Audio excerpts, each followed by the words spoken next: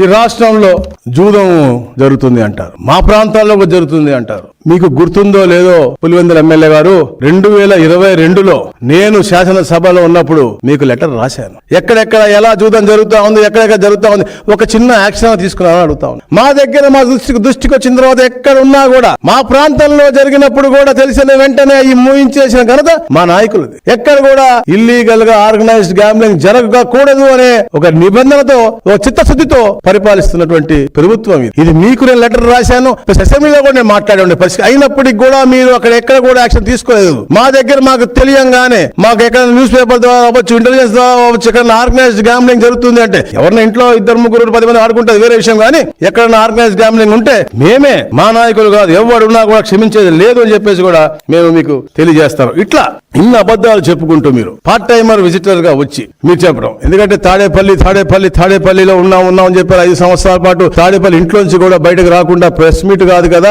ఈ చుట్టుపక్కల ప్రాంతాల్లో ఏం జరుగుతున్నా కూడా రాలేదు.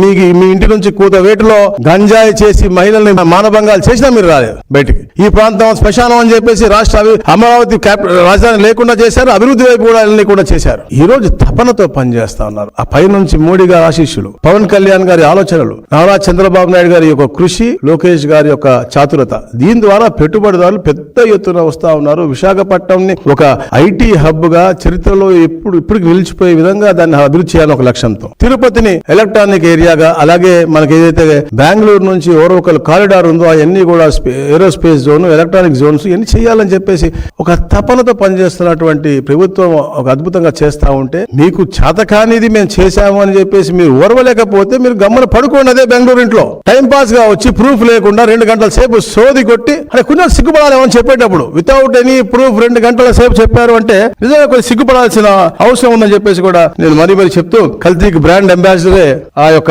పులివెందుల ఎమ్మెల్యే తప్ప కల్తీ అనేది ఇప్పుడున్నటువంటి ఎక్కడ కూడా జరగడం లేదు, ఎక్కడ ఉంటే తప్పకుండా మా దృష్టికి తీసుకురండి. 1924లో వాళ్ళు చేసినటువంటి కల్తీని దాన్ని నీరు గార్చాలనేసి వాళ్ళ కేసు ఏదైతే ఉందో ఆ కేసును తప్పు పట్టడం కోసం కేవలం ఇవాళ ఈ రోజున 2 గంటల సేపు అబద్ధాలు చెప్పారు. కానీ ఎక్కడ కూడా ప్రొడక్టివ్ గా కానీ ఈ రాష్ట్ర ప్రజలకు హితం జరిగే విధంగా కానీ, అలాగే మద్యం తాగే వాళ్ళకు కూడా హితం జరిగే విధంగా కూడా ఎక్కడ కూడా మాట్లాడాలి. ఎందుకంటే కల్తీ మద్యం అనేది ఎవరు చేసినా కూడా ఉపేక్షించేది లేదు అని చెప్పేసి కూడా మేము తెలియజేస్తా ఉన్నాం.